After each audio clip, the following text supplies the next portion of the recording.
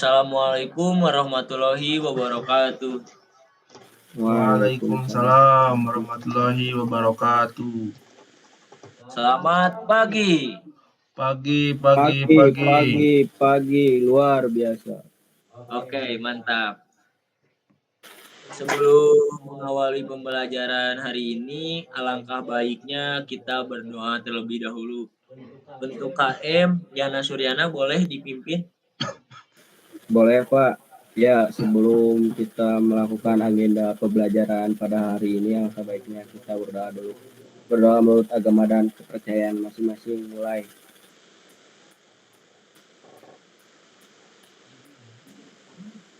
Berdoa selesai. Baik, sebelum kita mengawali pembelajaran hari ini, kita absen terlebih dahulu ya. Untuk Yana Suryana, Hadir, Pak. Ridwan Peri, Hadir Bapak. Farid Abdul Jabar. Pak itu masih di jalan katanya Pak. Oh ya baik. Benny udah ada? Benny nge-WA ke saya mau Pak lagi sakit. Oh ya baik. Nanti ditulis aja ya yang nggak masuknya. Untuk mengefisienkan waktu, kita mulai langsung aja ya untuk pembelajaran kali ini. Lanjut langsung ke pemateri aja ya. Pemaparan materi. Mengenal gambar bentangan dalam gambar teknik ya. Untuk pengertian gambar bentangan, di sini ada definisi dan tujuan.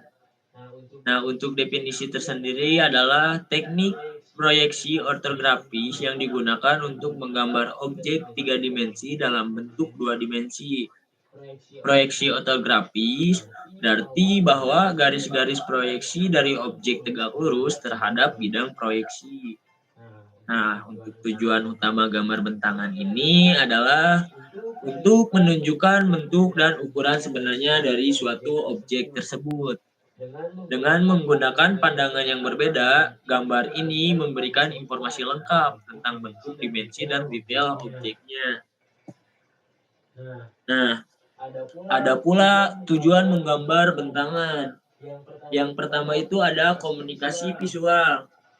Nah, contohnya di sini banyak yang sering menggunakan komunikasi visual itu di insinyur dan pekerja konstruksi atau perancang lainnya. Nah, untuk yang kedua itu ada dokumentasi teknis. Nah, gambar bentangan merupakan dokumen teknis yang penting dalam proses desain dan konstruksi, memberikan informasi detail tentang objek. Nah, yang terakhir itu ada pengembangan produk.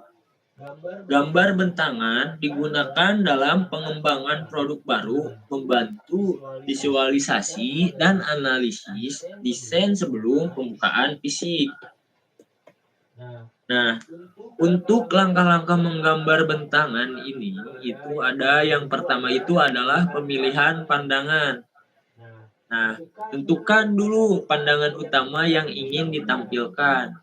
Misalnya, pandangan depan, atas, ataupun pandangan samping. Nah, yang kedua itu ada proyeksi objek. Nah, proyeksi objek ke bidang proyeksi yang sesuai dengan pandangan yang telah dipilih. Nah, yang ketiga itu ada penentuan dimensi. Tentukan dimensi objek dengan akurat, termasuk panjangnya, lebar, dan tinggi. Nah, yang terakhir itu ada detail dan labeling. Nah, tambahkan detail objek seperti lubang, sudut, dan label untuk menandai bagian-bagian tertentu. Nah, proyeksi bentangan itu ada proyeksi sudut pertama. Nah, metode ini menempatkan pandangan objek di belakang bidang proyeksi sehingga pandangan depan tampak di sebelah kanan pandangan atas atau bisa dilihat di gambar yang sebelah kiri atas. Nah, untuk yang kedua itu ada proyeksi sudut ketiga. Metode ini menempatkan pandangan objek di depan bidang proyeksi, sehingga pandangan depan tampak di sebelah kiri pandangan atas, atau bisa dilihat di gambar kanan atas. Nah, yang terakhir itu ada proyeksi isometrik.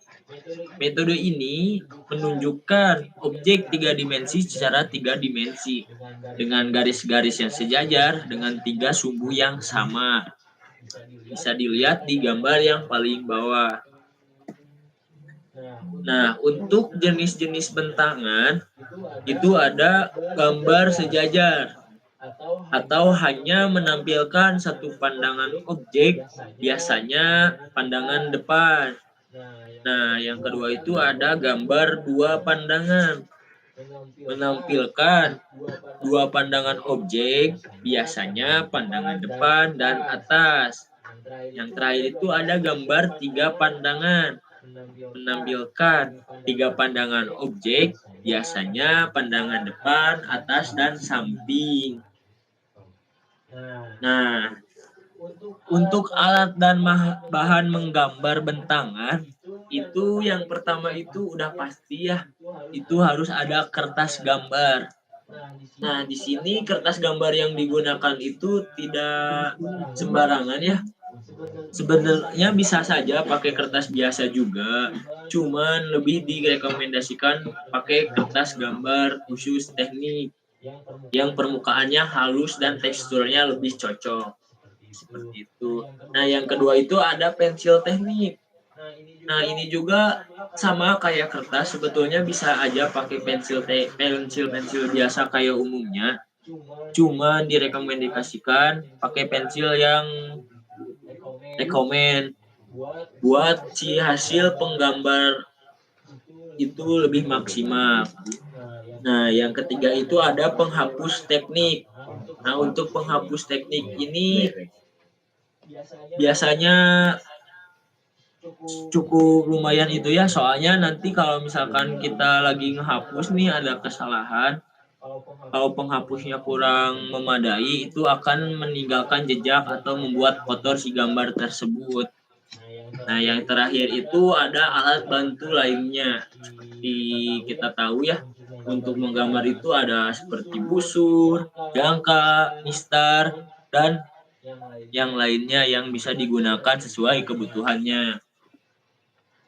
Lanjut, untuk contoh penerapan bentangan, ini tidak hanya dipergunakan di teknik mesin saja. Ini biasanya sering digunakan di arsitektur. Contohnya, gambar bentangan digunakan dalam desain bangunan, seperti denah, tampak, dan potongan. Seperti itu. Ada pula biasanya digunakan di elektroteknik.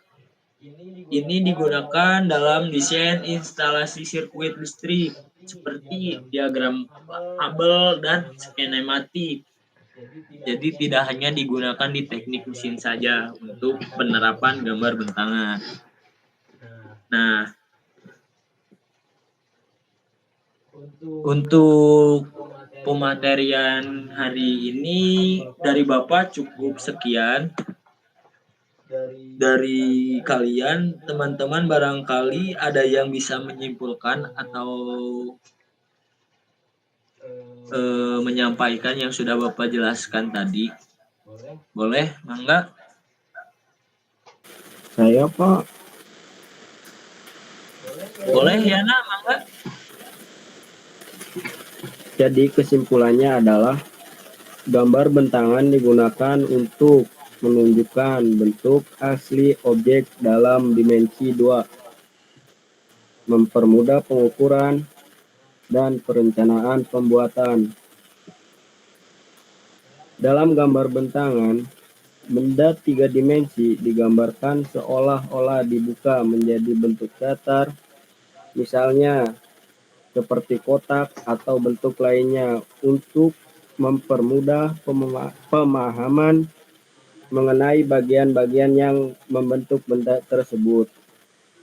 Gambar bentangan sering digunakan dalam teknik manufaktur, desain produk, dan konstruksi untuk merencanakan dan mengkomunikasikan bagaimana suatu objek atau bagian akan diproduksi atau dirakit.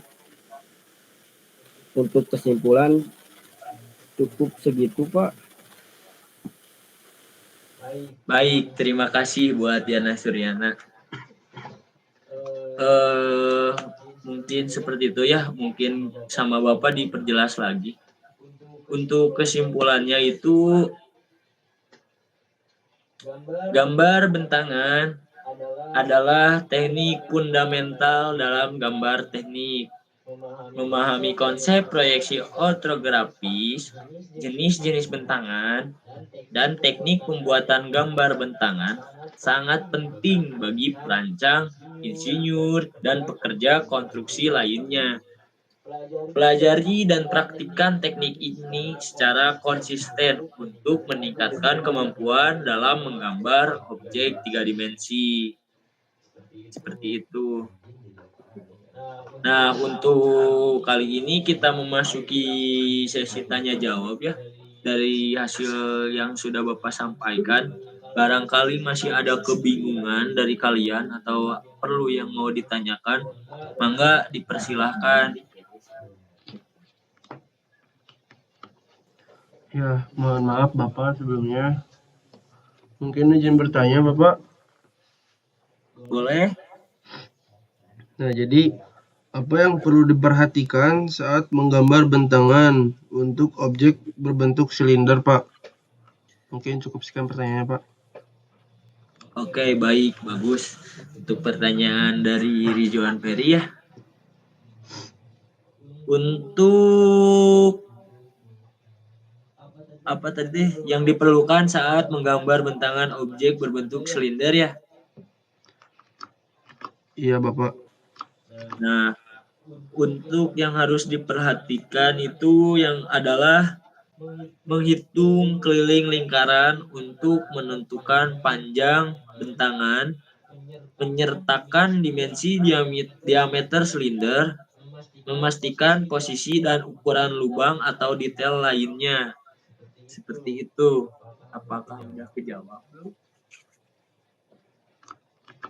Ya, cukup Bapak. Terima kasih. Apakah ada yang mau bertanya lagi dari yang lain? Boleh? Izin bertanya, Pak. Boleh, Bangga. Dari Yana, ya, KM selaku KM, apa? Mau bertanya apa?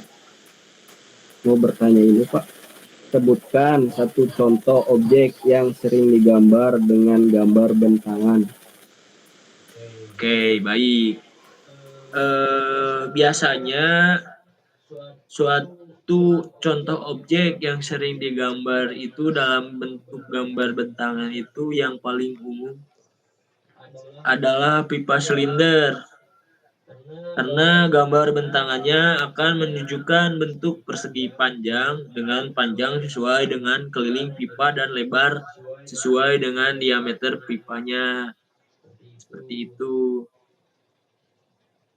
Mungkin ada yang mau bertanya lagi atau untuk jawaban dari pertanyaan Yana udah kejawab atau masih bingung? Sudah, Pak, terjawab banget. Oke, baik. Mungkin ada yang mau bertanya lagi, boleh sebelum ini waktunya habis. Ini ada waktu 5 menit lagi. Barangkali ada yang mau bertanya. Mungkin dicukupkan saja, Pak. Oke, baik. Mungkin untuk pembelajaran hari ini dicukupkan sekian ya. Untuk yang belum masuk atau yang tidak masuk hari ini, boleh nanti KM Yana Suryana tolong kasih absensinya ke Bapak ya. Baik, Pak. Oke, baik. Terima kasih. Selamat menjalankan aktivitas hari ini dengan penuh semangat. Sehat selalu buat kalian. Sampai ketemu di pertemuan selanjutnya. Tetap jaga semangat kalian. Dari Bapak, minta maaf segala kesalahan atau kekurangan pada saat penyampaian pemateri.